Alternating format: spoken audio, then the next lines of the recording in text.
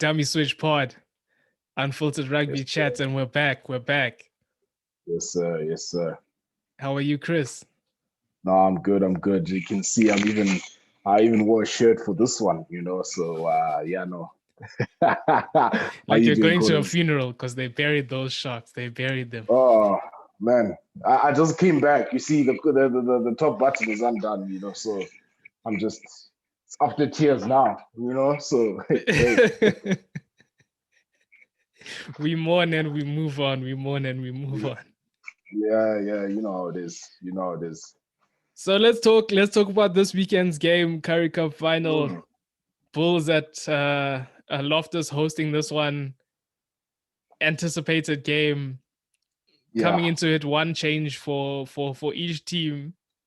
Interestingly enough, I thought immediately with Hendricks's box kicks that this is why he's been chosen. yeah, yeah. I felt. Look, I think in this game, if we're talking about Hendricks, Hendricks, I think in this game he showed why he, especially in the latter part of the season, he was the preferred number 9 over Sanele Nohamba. I think his overall game management was good. It's been good. That's what led him to be the starting number 9. His box kicking is better than Nohamba's. His first Currie Um, Cup final, and the ref reminded him of that one.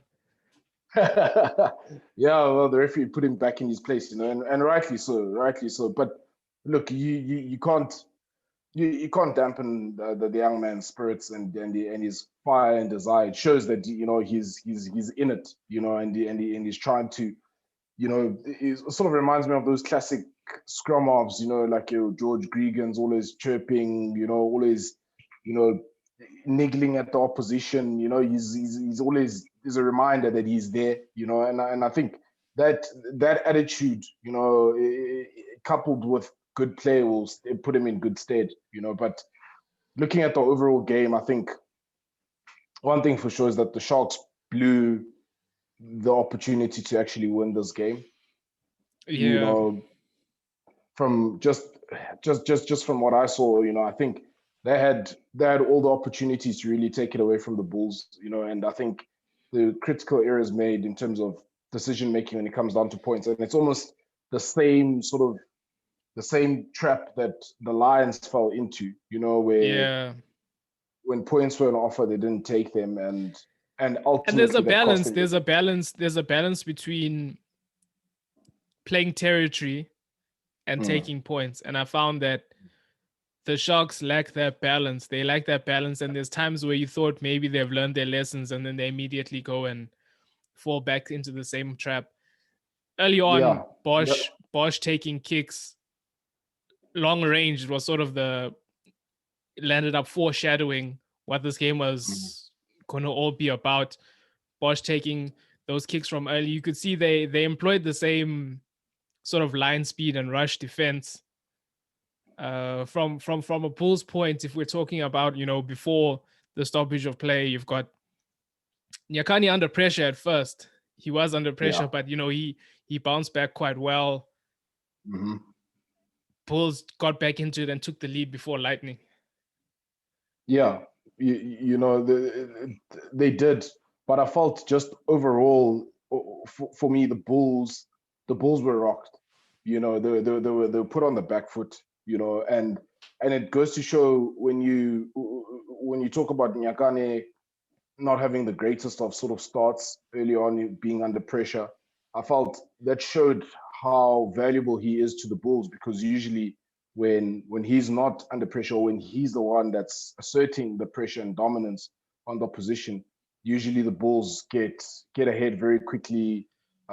From what we've seen this season, and it really becomes a sort of not a coast for them, but it's a straightforward. They play for penalties. They play for penalties. So I mean, if you've got a dominant tight head there, it's exactly what they play to. And the thing is, for me, I just felt the Sharks really. I can't harp on about this. Yes, we said I didn't see the Sharks coming away with the win in this game. Very nearly I was going to eat some very delicious humble pie, but that wasn't the case. And credit to them because they actually stepped up in the one game that mattered the most. I think they showed they showed how to play against the Bulls and how you can beat them. But then at the same time, they also showed how you do not go about winning championships. And winning championships comes down to taking the points that are on offer. And quite frankly, they didn't do that when those opportunities arose. I mean, they were ahead at one stage. They were ahead and they had the opportunity to extend just deep in the game to extend their lead, and they didn't do got that. as much, I think, to about, was it 19-9? There was a point where I had to step away from the game. I thought I was gonna come back to see the Sharks taking this thing away. I didn't expect to see what I saw. Fine, they had taken their lead. There's the break in play. Bosch levels it up. You sort of had Ox showing his worth in this game. I think Ox really showed up in this one.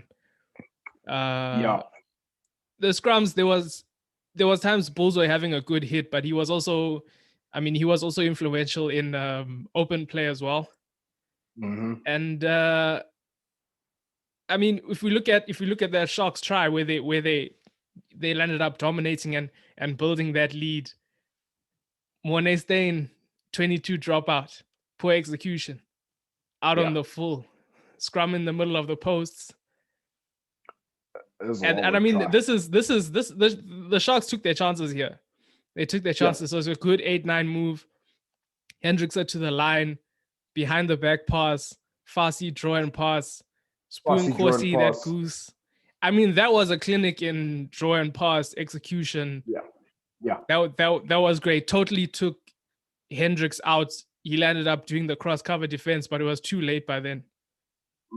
Yeah, no, for real. That was good play, good strike play from said phase. And I think one thing you can commend those Sharks players for executing that, and that just shows again.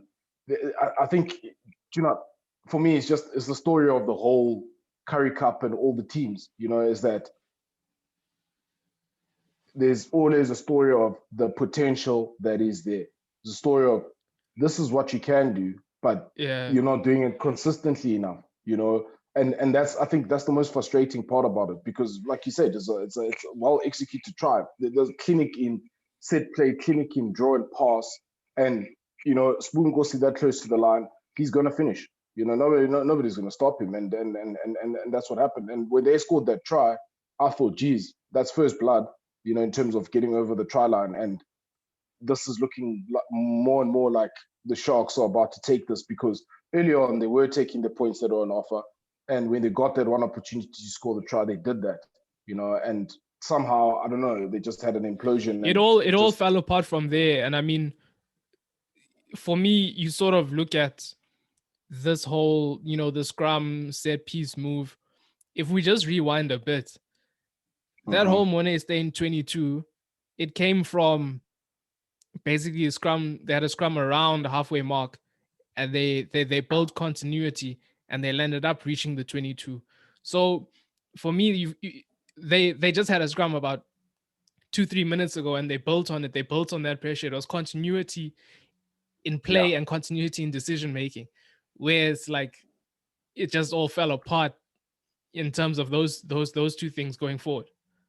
Yeah, and look, with all of that, when you're talking about the continuity, you have to give. Look, I guess maybe their ears were ringing the past few weeks because we've been having them. Thomas du Toit, he certainly, I felt he stepped up. In terms of the turnovers that he was able to win, and even the solid base that he provided at scrum time as well, because the Bulls front row didn't have it all their way on Saturday. It was definitely a contest. And you have to give. You mentioned Oxen Chair as well. You have to give him credit. Fez Mbata, I think just he didn't really have a big impact on the game, and I think a lot of that goes down to his.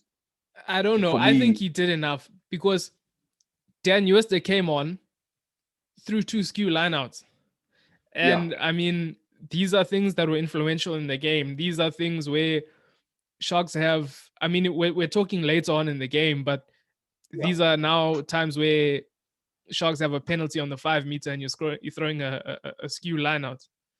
Yeah, So I and they had can't. the ball. Yeah, and I mean, I can't. That's why I say Fez and Bata. Maybe should Mm. have been on longer. Yeah, look, I certainly agree with you there that he should have been on longer because he was giving them more solid ball, from line out time. As much as yes, you have to give a guy like Sintu Manjezi, you have to take your hat off to him in terms of where he's come from and what he's been able to do to have such a major influence at line out time. But I felt, but yes, from a lineup perspective, when Dan used to coming on, if we're isolating just that department, then then there's a strong case there to say he should have stayed on longer because he at least provided them the better sort of lineup ball as opposed to Dan Euster. But I think that's probably like hindsight for a coach in that sense. But I just think overall, in terms of his influence on the game, and equally, both hookers, Yeah. they weren't there really. They Yeah. weren't factors. But you could say the front row guys, they did stick out, like Lizo, Trevor, Ox, Thomas Dutoy, and Yeah, they for were very me, influential in the game. yeah, and you can see why those four or have been in the Springbok mix, have been in the Springbok conversation before. And then you're gonna put a guy like JJ van der Merch in the picture as well. I feel like he's grown, the season, and especially the last part of the Currie Cup season. He's really stepped up, and I think he's actually understanding his abilities more and what he brings better to the game, and he was able to really throw his big frame around, and I felt he was really Getting influential. And turnovers as well. I mean, I was impressed with that.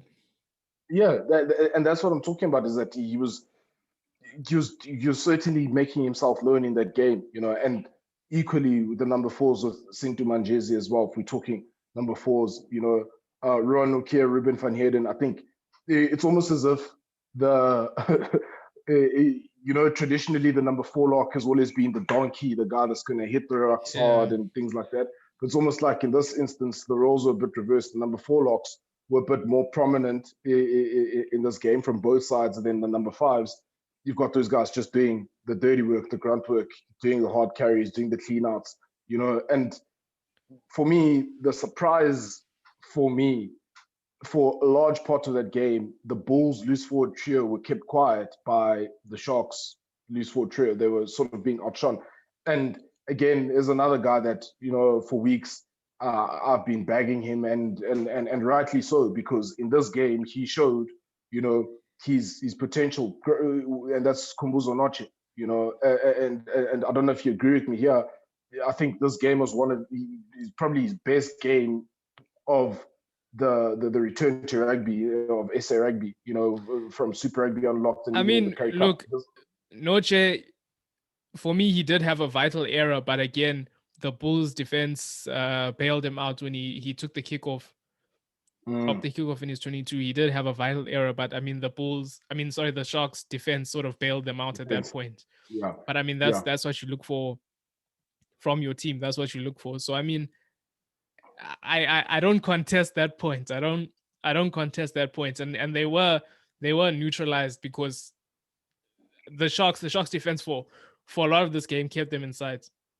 yeah. They did, and that's why for me it's just like I say, it's an implosion, and it goes back to, again, number one, the game management. Yes, Curran Bosch, yes, he was kicking his points, but for a guy that has aspirations to get back into the Springbok setup and be a number 10 for the Springboks, and to also, I think, step up as one of the leaders, particularly the leader in the back line.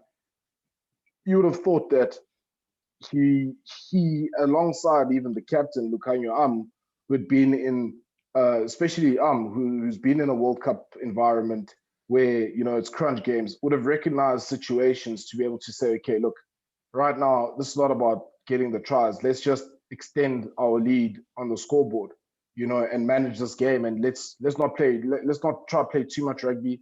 Let's get down there. Our defense has been good enough, and let's just keep up the defensive effort, shut them out. They will make mistakes, of which the Bulls were making mistakes, but they just let them back in, and that's, I think, look, you put it down to they're growing as a squad because there's been some changes to the squad. Credit to them, they made it to the final, so surely they are doing Yeah, something big right. changes, big improvement. And I mean, that's when you're in that position, that's all you can hope for. You know, exactly what you're speaking about. We talk about that time period in the game where, you've got this lead, about 7 points. Bulls did signal sort of, they gave their warning. A line out, Mm, Hendricks takes it to the line, gets over the advantage line. They beat the rush defense in the second phase. And, they sort of signal to them like, number one, this isn't over. Number two, you know, watch out. I mean, in Corsi there, that's one of his sort of issues with his play is that sometimes they're shooting out of line, the decision making, the timing, sometimes, and they caught them out there, and it could have brought the Bulls back into this game sooner. yeah, no, definitely. And look, I think for Sbu, it's really a work on, in my view. He really needs to improve on that because yes, he's a quality player. You can't take that away from him. He's a quality finisher. He brings that physicality on the wing. But if we're going to look at it from a test level perspective, okay, fine. Test level is a bit different. It's a different system in the Springboks, but he's also shown that he is prone to sort of shoot up the line and make a bad read or not make or not make You've the got to hit when he commit. It's makes. either you're going to do it or you're not. There's hesitation in the rush, and if you hesitate when you're rushing, they're going to tear you apart at this level. Yeah, exactly. And yeah, it's just like I say, it's just I'd say that the positive thing about it for the Sharks is that all of these are things that are fixable, Yeah. and for them going forward, they can look ahead and say, okay, look, we came close. It's a game that they perhaps should have won, in my opinion. They I should think the have won Bulls. this game. If I we're think the being Bulls honest, they got should out have of won this jail. game. Yeah, the Bulls, the Bulls got out of jail for free, even, because yes, the Loftus factor and things like that. But you just felt that the longer that game went on, the more the Bulls came into it. And of course, the Bulls have that belief because they've come from behind before. They've burgled games that they shouldn't have won before. And at the end of the day, like I said, when it's knockout, all that matters at the end of the day is the W. How you do it, it doesn't matter. And the Bulls pulled it off. And you have to take your And I hats think off. I think that there was also a downfall because at this point is sort of when it started crumbling down for the Sharks. Is that balance between, okay, it's semi-final rugby, it's finals rugby, we take the points. I felt like this was the point where it all started to crumble and they were neglecting territory just to take shots on halfway. And I feel like Cohen Bosch from one side of the field, I think it's the right-hand side of the field, he didn't really get anything over from that point. I mean, from that side of the field. So if sort of, I can belt it from halfway only on the left side, rather play for territory. Yeah. He did miss a few, but I mean, I'm not gonna be, I'm not gonna cast judgment for missing a few.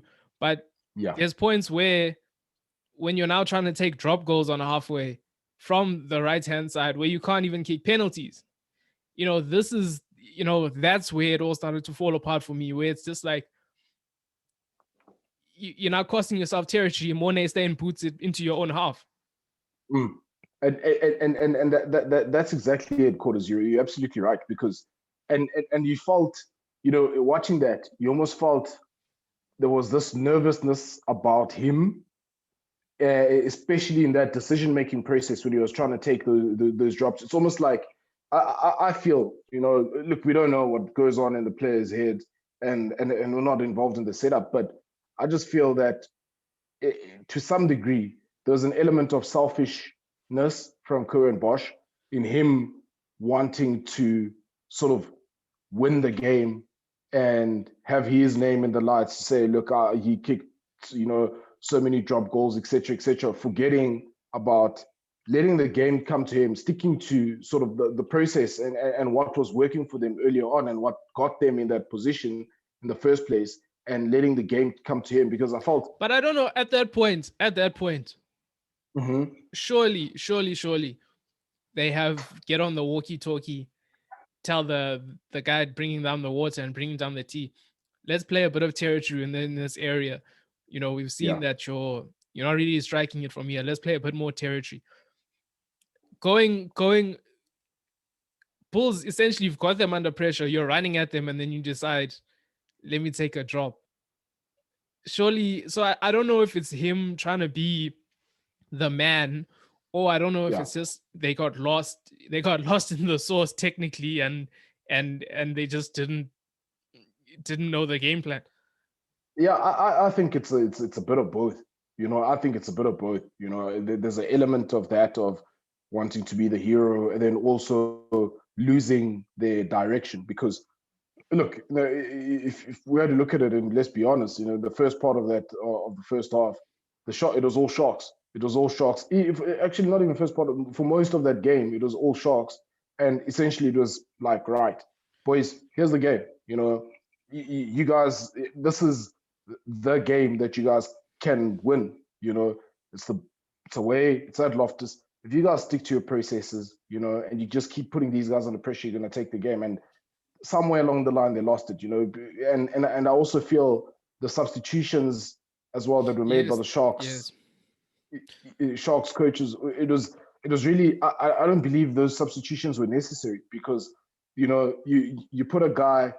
And look, I've been backing him and I've been raving about him. For example, at 9, Sanele Nohamba, you take Jaden Hendricks off, and immediately the first thing that we see is where Sanele Nohamba is sort of starting to fall back, is a shallow box kick, and that just puts the Sharks under pressure, and he didn't come on and elevate the play, and you think, look, he was better off keeping Jaden Hendricks on, and hard luck. Sanele Nohamba, you'll get a crack next season, but we need to win this game, and being generous as a coach, giving guys a chance to play in the final, that doesn't win you championships, and that's what it comes down to at the end of the day, is winning championships, because for a large part, like we say, Marco van Staden wasn't a factor, Ulrich Loh wasn't a factor. Even Dwayne Vermeulen himself, he wasn't really a factor, until the Sharks actually essentially said, okay, it's your turn, and once the Bulls saw that, okay, well, these guys are giving us a shot, let's put them to the sword and let's take this game away from them. Yes, granted, it took time, but I honestly don't understand, because if you're gonna, for example, if you're gonna give a guy like Sanele Nohamba a chance, you're better off in a game like that giving Manie Libbok a shot, because Manie Libbok is a game breaker. Why don't you play him? I didn't even think get him about on that. the field. Get him on the field, and he's likely to make a break. You find a way to get that guy on the field. Instead, you'd rather put a Jeremy Ward on, and I feel like it's almost like, okay, why put Jeremy Ward on? What difference is he going to make? You could at least make if you want to make those sort of substitutions, or in a final, and when the game is tight like that, going down to the wire, at least make a gamble. That, okay, Fassi is deadly, with ball in hand. Take the risk, put him at 12 and put Libbok at fullback and say, right, this is all out attack, go and win the game. Or even move Bosch to 15, put Libbok 10, Fassi to a wing or something. But I mean, this is, if we want to talk substitutions, totally in the other direction is the Bulls, because around that 60-minute mark, that's when they made their changes, and that's when the game changed. Those, I mean, you can see it's well thought out. You can see the timing of it, the personnel, it was well turned out. And sort of, they chose the 60-minute mark. Yeah. They put on Arno Buerta. Lava. The long lost lava. They put Arno Buerta in, and then they sort of up the tempo, and we're no longer kicking for poles, now we're going for line. Sustained pressure, fresh legs, they get over. And then at that point, sort of, the Sharks get the ball back in their hands. They go for line, and you think they've learned their lesson. Failed line out from Dan Uester. after that, it's back to, okay, we did that, we didn't get points, so now it's back to kicking from halfway. And at that point, the Bulls just decided to take destiny into their own hands, and Hendricks had turned it on. Sorry, Cornell Hendricks turned it on. Yeah, no, he did, and I felt, and again, you spot on with that. The Bull subs were just, it worked a charm. And the timing. Sorry, I forgot to mention that Arno Botza came on. Then about 2-3 minutes later, they changed the front row, so they know what they're doing. Yeah, these are predetermined things. It's not just like, ish, let me pull Fez out, let me throw Dan Yuste in, let me do this. And the timing and they know their players, and they know, okay, we're going to change the whole front row right now. We're going to send on this guy. We're going to send. They know the positions where they can send in one guy. They know when, okay, we must make the whole front row change. Yeah, it's well thought out. And also, I think it's also the appreciation of how the game, or where the game was at that time. Yeah. And looking at, I think, Jake White looked at, okay, what is it that we need? In knowing his players, right, and the guys that he has on the bench, knowing the guys that are on, I'm thinking to yourself, okay, this is what I need right now, and let me send on the whole front row. And he was clever in that, they were going. They decided, okay, now we're going for a line. He didn't make front row changes, and he changed the flank because it's difficult to come in on a set piece. Yeah. When you're the one throwing, when you're the one lifting. Exactly. So that's why I say the combinations and the right times to do it. They just had it all thought out. They had it all thought out. Also, to take the tap and go. Take the tap and go instead of, they could have chosen a scrum. They could have gone for line, but they had it all thought out. They did, and they backed themselves. I think, the whole thing was, look, we've been knocking on this door, and one thing for sure is that it's about a break. And I felt the key to them actually getting over the line there was the carry from Vermeulen. I felt his carry was very effective because he got close. I think he knew that, okay, look, he knew that it was highly unlikely that he was going to score from that carry, but he was going to get close enough, and from there it was all Bulls, and if you factor in the fresh legs that were on, Sharks crumbled. They crumbled under all that pressure. And when you look at that, had the Sharks made wiser decisions in terms of rather let's kick for posts, let's take the 3 points that are on offer because they were pretty close to the line. Take the 3, let's go back, play territory. You're likely to get another 3 because the Bulls are going to start chasing. It's a psychological thing, and they didn't do that. But all in all, for me, overall, a strange game with the lightning break and everything like that. It's been a strange season, it's strange times in the world. But all in all, for me, it's just, look, you have to give both teams credit, in terms of within that game, there was a good period where it looked like the Sharks were going to win that game, and then give the Bulls credit for saying, look, no, we're not dead and buried yet, and they came back into it, and I just, man. My thing is also, from scouting reports and watching other teams, 60-minute mark. Yeah. This is when, we need to weather the storm up until that point, and then we need to front up at that point. So you either know, okay, I'm going to counteract them and make changes. They brought on Borley. Yeah, didn't really do much. He wasn't effective, and the sad thing is that how I see it, it's almost as if it was a thing of, okay, this substitution usually works for us. Whenever he's come on, he's always done this.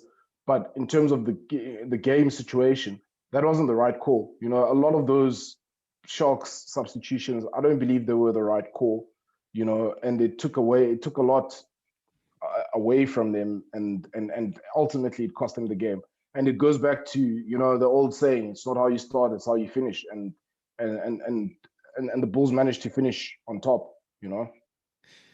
Yeah, they finished them. The Nohamba on, once the game is, 80 minutes over, when we spoke about it last weekend, we said, is it an ankle injury or is it to do with form? I think that just tells us that it was due to the box kicking, and that's why they wanted Hendricks there.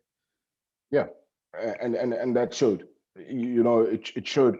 And you know what? Maybe again, yes, we can be critical of him. Then the reason why we can be critical of him because we've seen him do better, and we know that he can do better, and he should be doing better. So it's really it's not hate, it's all love. But he seriously needs to pull up his socks, otherwise he's going to find himself uh, being the almost player, where he showed promise and he hasn't been able to try to find his way back, and getting overtaken by Jaden Hendricks because look, Hendricks is almost sort of slowly becoming in a class of his own as well, where he looks the part, he really does look the part, and it's that way he's got to make his way to another union. It's one of the two. It's one of the two, and look, right now, you don't see any. I don't see any other union making room for him because I feel like everyone is covered. The Bulls are covered. They've got their nines. Depending on if Van Zyl leaves or not, Western Province or Stormers, they covered. Hey, Western Province, they haven't got money. And they don't have money. They don't have the money, and then they'll be losing stock soon, so the Lions are covered as well, but look, all in all, like I say, just a few guys that I felt were just a bit too quiet, but I guess it's also the way that the game fell, Yao Pengwe, you didn't get too much attacking ball and stuff, but they just had him chasing kicks whole game. Yeah, but he did good work on that, because kick is only as good as the chase. I felt Marius Lowe as well, he was there, but he wasn't there. I felt the same about Lucanio Arm, is that, I saw more of Janssen van Vuren than I did of Lucanio Arm, in terms of being involved in the action. Pelele Fasi as well. Look, he did try to get involved, but he didn't really have that big impact. And it's the same as, your David Creel, even Curtly Arons, he was there, but the game didn't go his way from an attacking point of view, but he did what he had to do. But Conor Hendricks, he stuck out for me. Stravino Jacobs as well. You can't take that away from him. He's that physicality that he brings as well. I think, he's been somewhat of a revelation for the Bulls. In terms of just his strength. In his ability to beat the man on the outside, and then still, get through at least the first tackle. And he's not shy. He's not shy. He gets involved. That's really what I like about him, And then again, the management of the game from Ivan van Zyl, I felt this game he wasn't at his best, in terms of what the Bulls wanted, and when Ambrose Papiru came on, I think, he had one bad pass where, he was putting them under pressure, but he was able to keep that tempo up in line with the subs that the Bulls made, and look, all in all for me, it was a good way to end off the Currie Cup season, because it was, for me, it was one of the better games because both teams were in it, so for me, it was one of the better games of the Currie Cup season. If we look at extra time, eventually the Sharks just crumbled under the pressure. I mean, once they got that penalty advantage, you sort of knew he can get it over from here. So it was just demoralizing. Yeah. Terrible missed tackle for the try, though. Terrible. There was a Sharks replacement prop. I can't remember his name, but that was terrible attempt to tackle. Is it not Kumbarai, the other guy? Yeah. Macholo. Yeah, that was shocking. That's absolutely shocking, and you're a big unit, and it's like, come on, man, put that, it's a final, even if you get concussed, stop the guy. Stop the guy, you may wake up tomorrow with the freaking Currie Cup winners medal, and tell your grandkids about it, how you got concussed, winning the Currie Cup for the Sharks, and now it's a story that he'll never be able to tell, well, for now at least. Yeah. Moving on, a bit of transfer news. As we said, Yaku Kutsia is on his way out. Province don't seem to have the money. They don't. And I mean, we spoke about his impact. We spoke about his impact in the semi-final. You know, he did have that big impact, and I don't know, maybe he's a victim of Sia Kolisi there, and you know, they have Augustus. Him and Augustus is a similar type of player, similar type of body structure almost. So I think maybe a victim of that.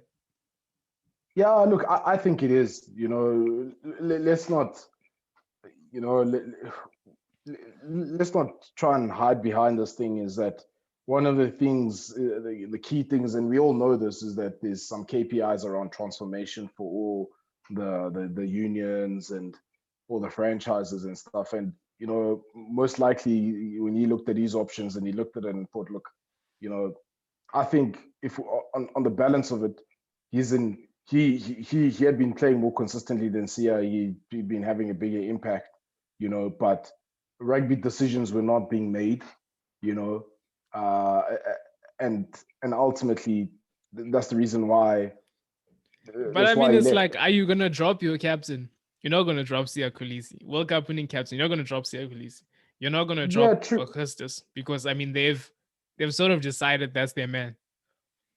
Yeah, true. I understand. You know, I understand. I completely get where you're coming from. But for me, it takes a brave man, takes a brave coach to make such a call. Because at the end of the day, my question is going to be, what's wrong with making that call? Because it can only do one of two things.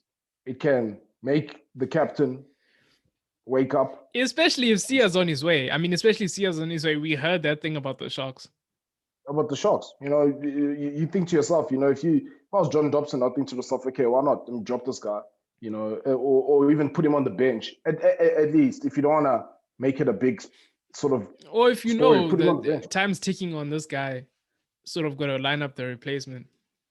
Yeah, put him in 40 minutes, let him play first off and say, look, you're done, you know, put on the next guy, you know, but Kutsia's leaving. It's a loss for Western Province of the Stormers. It's a big loss for me, especially going into the Rainbow Cup. It's going to be a loss. Yeah, you would have had a big impact there.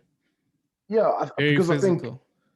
I think going into the Northern Hemisphere, if there's no physicality, you know, and there's no depth in your squad, and depth, not just numbers, but depth in quality players, teams are going to struggle. And I think, look, it's going to be a rude awakening. I just have the sense that for a lot of the South African teams, it's going to be a rude awakening going into the Rainbow Cup. Another man on his way, Marvin Ori, couldn't reach a contract agreement. You had sort of said last week that his time was up, and Landsberg, he's taking over that jersey. I think maybe that's why they couldn't come to the agreement. He obviously, you're always trying to get the best offer you can get, and I mean, maybe they kept it in the view that we've got a young man that we can give a call. Yeah, exactly. And he'll be here on Monday. He'll be here on Monday. You'll be here even today. You know, freaking Bombela is not that far. You know, and I think, you know, looking at Ori's age as well, you know, they probably factored. He's not that old. Surprisingly, I mean, he's 27. He's 27. He's 27. And geez, I thought he was hitting the 30 mark. 35. You know? That's what I thought. I thought he was hitting the 30 mark. You know, but look, I think as well, what also didn't help his cause, to be honest, what didn't help his cause is that semi-final. You know, yes, you can't judge a guy on one. Heavily lashed in the media as well. Yeah, look, you can't judge a guy on one game, you know, and say that he's not all of a sudden a bad player. He's a very valuable player, and I think wherever he lands up, you know, it's going to show in terms of, you know, his ability at line-out time. I think at line-out time, he is certainly one of the best that we have in the country, you know. So it's unfortunate for him, but maybe it'll be good for him in terms of further sort of growing his game, depending on where he lands. I think, yeah. I think it will be. I think, you know, he's overall, he's a very good player overall. Yeah. Limitations, obviously, sometimes he steps over that line that the ref has, but for me, he's a master of his craft. He knows his position. He knows who he is, and he does it well. He's a very good all-round player. And I think you sometimes struggle to find players as complete as that, especially in SA rugby now. Sort of something that you'd find in New Zealand, where this guy is just everything. He's got it. Talking about Marvin Orie, if I was the Sharks, I'm just putting it out there. Yeah, if I was the Sharks, yeah, that's true. If I was the Sharks, I'd be looking at that guy and thinking to myself, okay, you know what? We don't have experienced hookers. That's number one, right?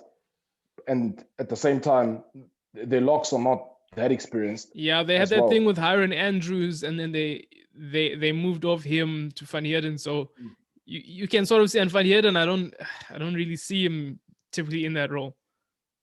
Yeah. So when you look at that, you think to yourself, okay, I fancy Marvin Orie. If I was the Sharks management, I'd have a look at this guy and say, okay, well, number one, if we're backing Dan Uester and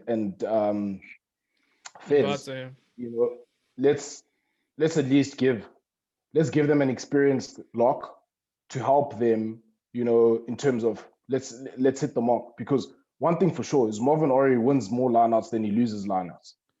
Very true. And look, if we go into the Rainbow Cup, Northern Hemisphere, set piece is everything. Everybody knows that, and what killed the Sharks this weekend, or part of what killed them is also set piece execution, So, I'm just putting it out there, the Sharks management, if you guys are listening, let's call Marvin. Send him a WhatsApp. He may be available. I mean, I don't think any contracts have been signed. Yeah, exactly. Let's call Marvin. Let's see what his interests are, and getting some Durban weather. And let's get him in there. So hey. Next segment. Let's move on.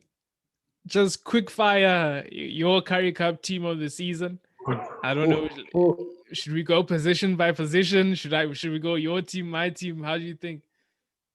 Let's go position by position, because then it's easier to sort of manage through. Do you have a bench? No, I didn't. I highlighted sort of the guy that missed out, so maybe that can be my bench. Let's start. Cool, number one. Cool. Number one, I've got Kitsoff.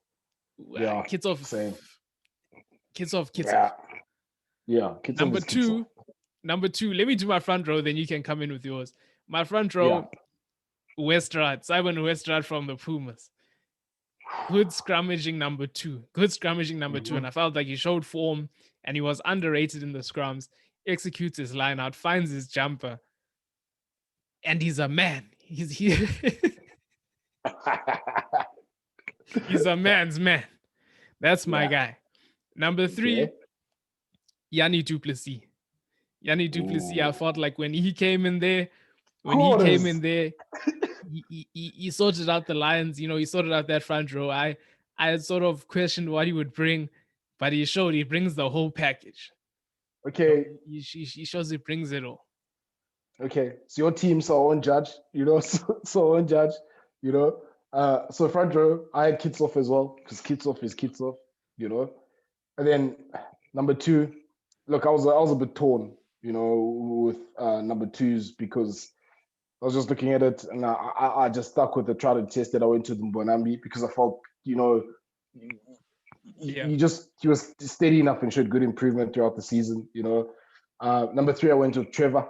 Nyagane.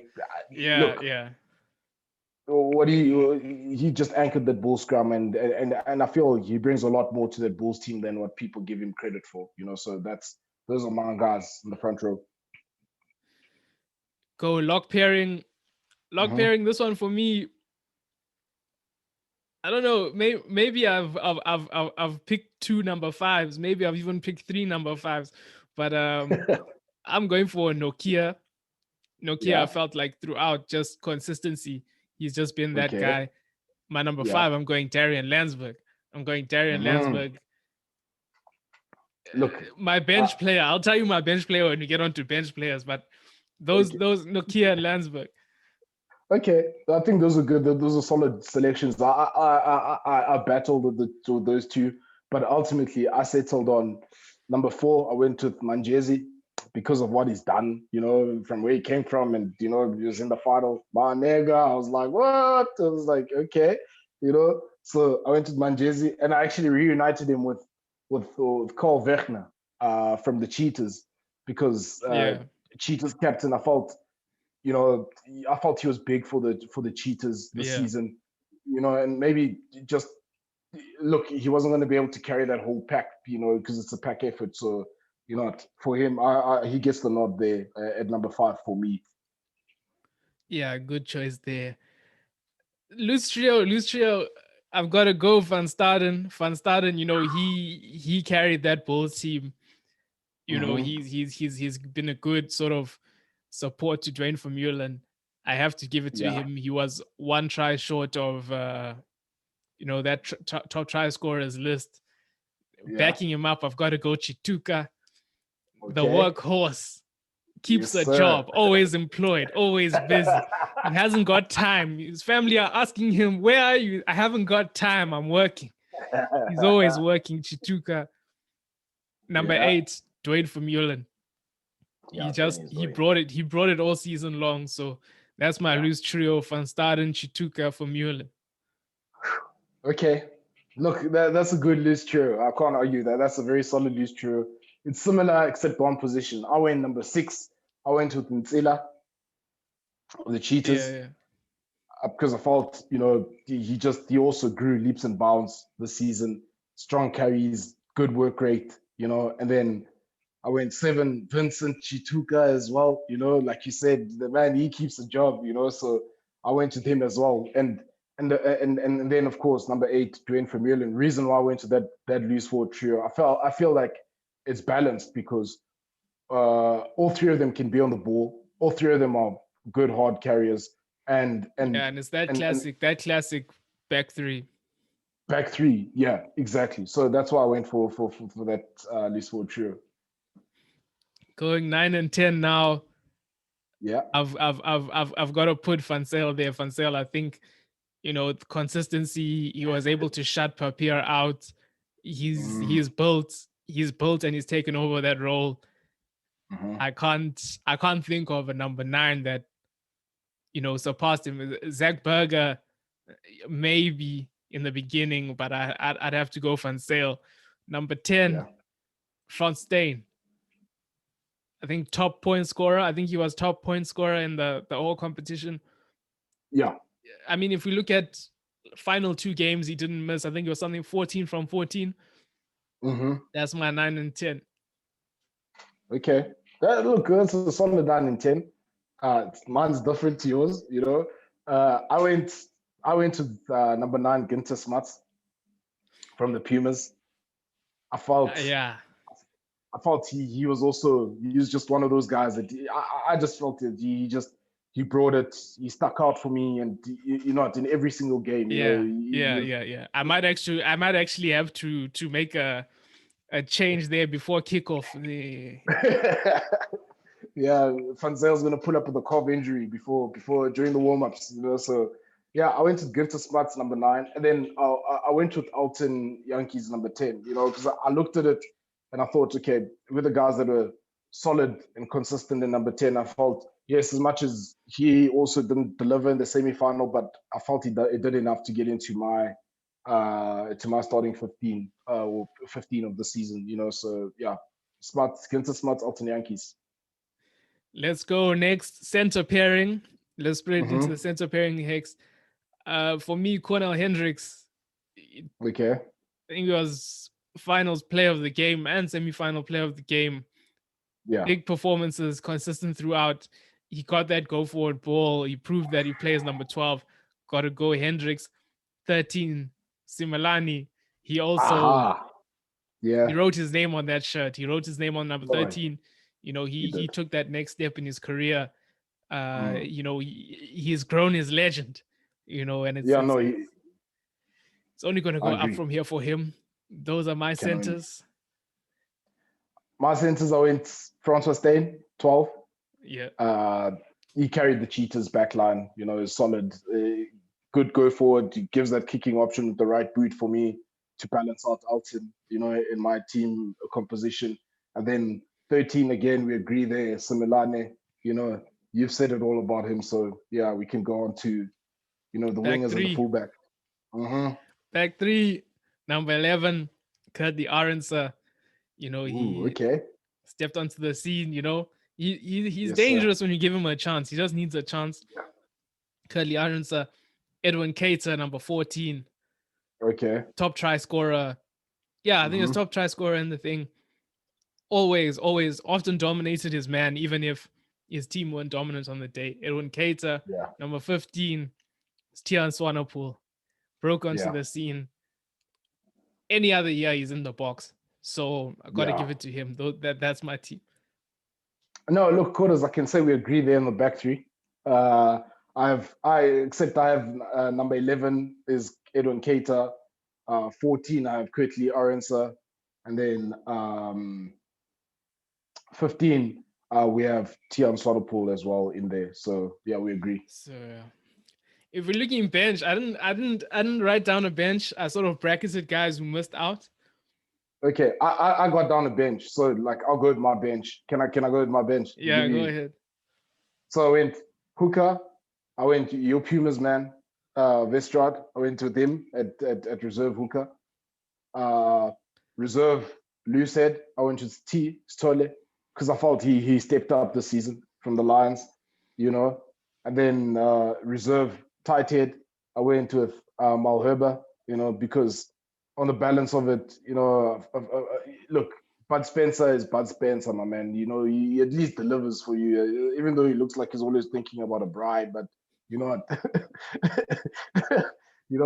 And then I went reserve lock, and I bracketed him as lock or loose forward. I went JJ van der Mesh, because he can cover both lock and loose forward, and I just felt, especially in the final, he just did enough to crack the nod there for me, so I gave that to him, And then with my reserve scrum off, I went Ivan van Zyl. You have him starting. I've got him on the bench, because I felt, look, he, all the things that you said about him, yes, correct, except, you know how I feel about him, so that's why I put him on the bench, and then I went reserve fly half / utility. I went with Devon Williams, simply because of how he came into that number 10 role, from shifting to fullback, and I felt he did a stellar job, so I got him there. And then also went reserve utility fullback / winger. I went to Veritiam because I felt he's got that magic, man. He's got that magic, and he just needs to go into the right place or the right union, and we'll see more from him, And then I went again reserve center / winger, So I felt like I've covered my bases here, So I went reserve / center winger. I went to Conor Hendricks, And yes, he's unlucky to miss out on the starting position, but I had him on the bench because I feel he's a guy now that if he comes on, he can cover wing and he can do well. He can cover center and he can do well, and that's why I've got him in there. And that's my bench. My bench, come up with it on the spot, and the guys that are bracketed, I'll say Mbonambi, number 2. Okay. Yes. Solid. Don't have to say anything. Yeah. Ich Prinsloo, I felt like he was dominant there for the Pumas. He did his part. Yes. Nyakani to cover. Okay. Top as well, tight head. Then we've got the big man Schickling as lock replacement. I felt like he was solid throughout. Actually, I think JJ picked up a long-term injury. After that, I've got Martins from the Puma there. Dries Martins, that's my loose forward cover. I felt like okay. Yeah, he was good on the ground there. I like that.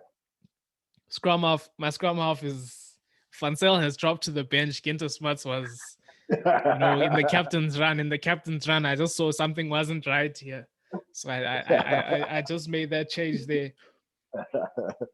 Williams as well. Then Williams is my cover Yes. for the back line. Can fill in at 15, can fill in at 10, even wing. And then I also have to say, Verity, for me also just missed out on even starting. Yeah. So that's he's in my 23. Yeah, that's our 23s.